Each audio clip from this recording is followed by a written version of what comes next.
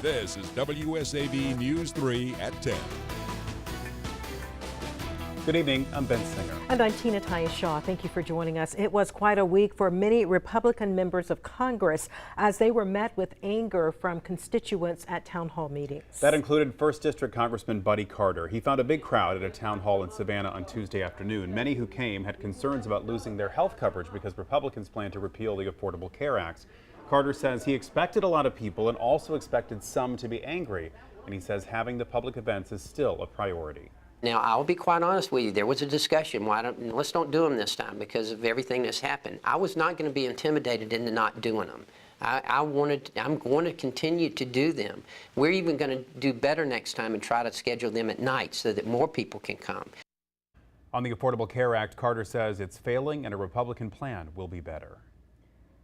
Armstrong State University speaking out today, the alumni members on behalf of their alma mater, more specifically the name itself. Back in January, it was announced that Armstrong would merge with Georgia Southern University. Since then, there has been concern about Savannah and what would become of ASU's culture, legacy, and even the name.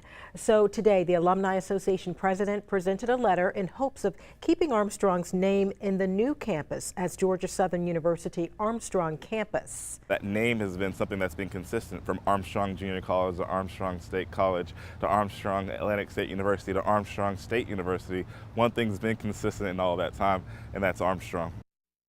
And today, Benson Jaja presented that letter to the Armstrong Foundation for feedback. They hope the letter makes its way to the Board of Regents for their final decision. The NAACP has announced an economic boycott of North Carolina because of its policies. South Carolina faced a similar boycott for more than a decade because of the Confederate flag that once flew at the State House. News 3's Capitol reporter Robert Kittle has more. The NAACP had an economic boycott of South Carolina in place for 15 years because the state continued to fly the Confederate flag at the State House. It removed that boycott after the state removed the flag. It's hard to estimate how much money the boycott cost South Carolina because we don't know what events might have come here but didn't. During most of that time, the NCAA would not allow some tournaments to be held in South Carolina. Dr. Tom Regan at USC studies sport and entertainment management and says Greenville's hosting the women's SEC tournament this year should bring in at least $1 million. That means over the life of the boycott, the state could have lost roughly $20 million. There is no doubt that outside spending within the South Carolina because of that was down. Did it hurt our economy? I rather doubt that that $20 million made a bit of a difference one way or another to a hotel or eating and drinking establishment staying in a business in South Carolina. He says the NAACP's boycott of North Carolina will not only affect that state, but should drive more business to South Carolina.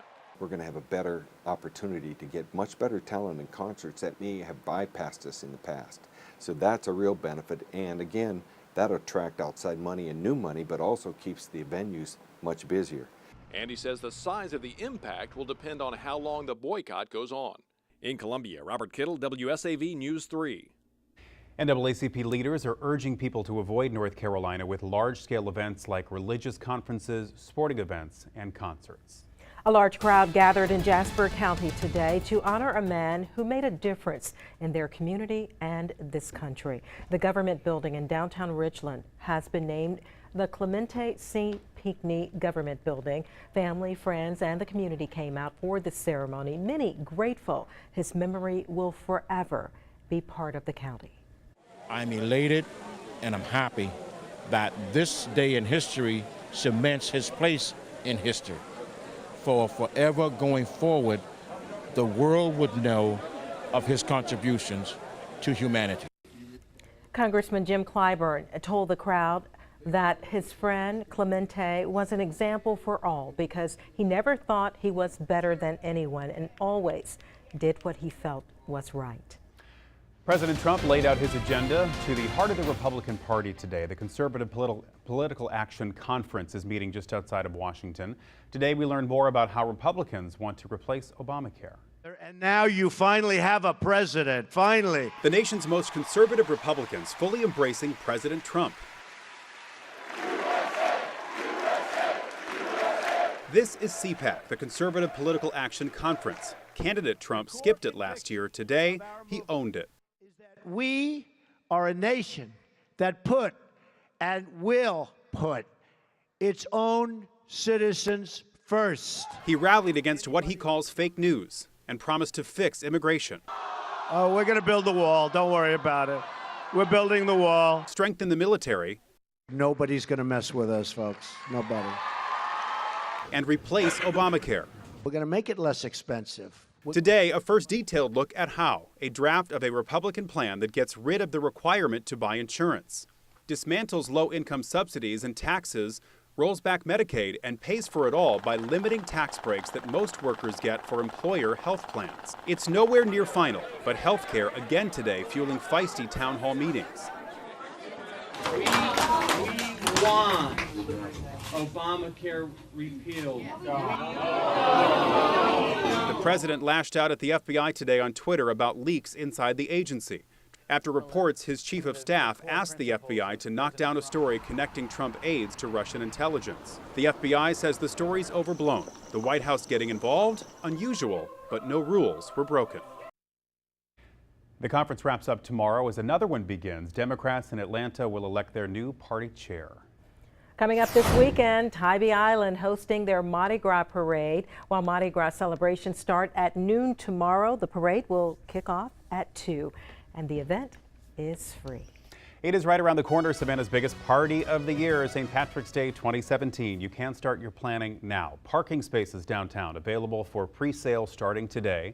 The spots are at 2 locations, the Curtis V. Cooper lot on Barr Street and the Visitor Center parking lot on MLK. They are $20 per day of the festival, which is March 16th through the 19th.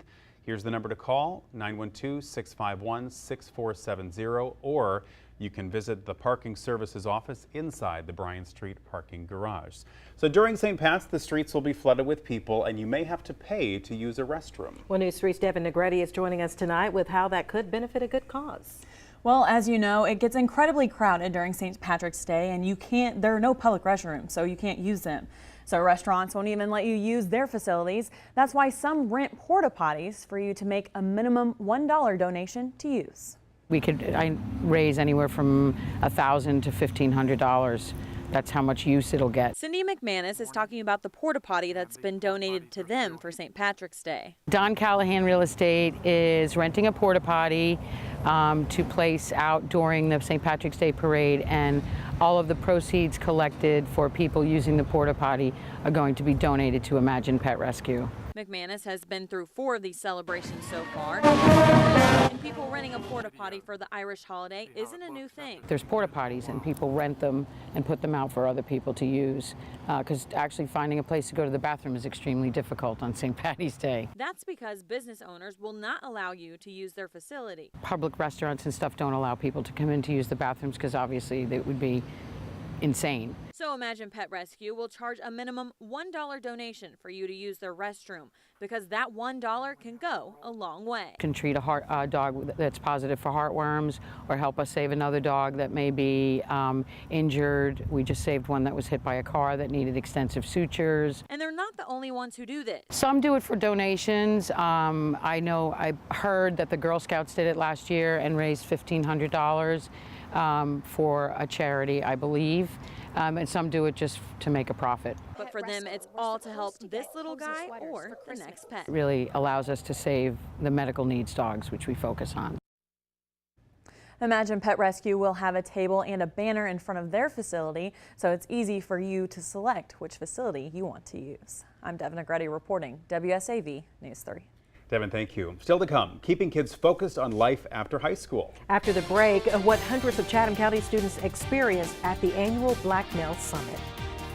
And coming up in the Complete Storm Team 3 forecast today, we topped out at 81 degrees, and tomorrow it could be as warm, if not warmer. But we're also tracking cool Canadian air, and it's going to affect your Sunday in a big, big way. I'll tell you all about it after the break. You're watching WSAV News 3 at 10 on WSAV CW and MyLC.